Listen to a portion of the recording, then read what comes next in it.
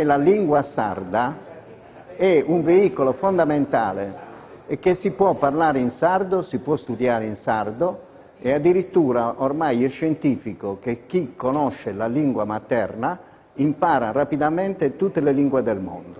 Il problema nostro è solo uno: dobbiamo riprenderci l'autostima, capire che impossessarsi di nuovo, perché dobbiamo ristudiare e rimparare il sardo. Le nuove generazioni l'hanno perso. Una ricerca internazionale dice che il 72% degli intervistati in Sardegna o fuori Sardegna dicono che capiscono il sardo e che vorrebbero studiare e ritornare a imparare la lingua delle madri. Qui ci fa tanta distinzione, si dice: ma quale sardo? Il sardo è uno. Chi studia bene il sardo sa che è una lingua unica. Poi ci sono due macro varianti, ma è un'altra storia. Intanto il primo problema nostro è di riappropriarci della lingua. E da dove si parte? Il grande Massimo Pittau, altri linguisti ci dicono: si parte dalla lingua materna, portate i nonni a insegnare che cosa sono le parole sarde ai bambini. Per fortuna abbiamo molte maestre e molti maestri che hanno capito questo, stanno incominciando a far conoscere la storia del proprio paese, partono da lì, portano i nonni, portano le persone anziane per poter trasmettere di nuovo questo. Ma noi siamo più avanti.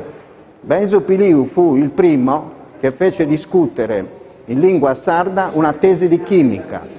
Ormai all'Università di Cagliari e di Sassari ci sono molti studenti che fanno le tesi in lingua sarda.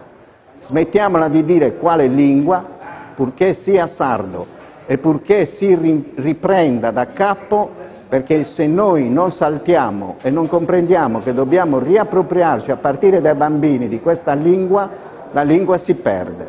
Ma la lingua cresce, la lingua parlata è anche una lingua che deve accettare di avere nuovi idiomi, di avere nuove parole vissute.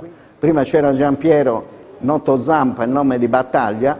Giampiero è uno dei sostenitori che ha portato a noi la notizia che la lingua sarda a Washington, nella grande biblioteca, è considerata una delle lingue più ricche di vocaboli, una delle lingue più musicali, una delle lingue più belle del mondo. Noi sardi dobbiamo andare orgogliosi della nostra lingua.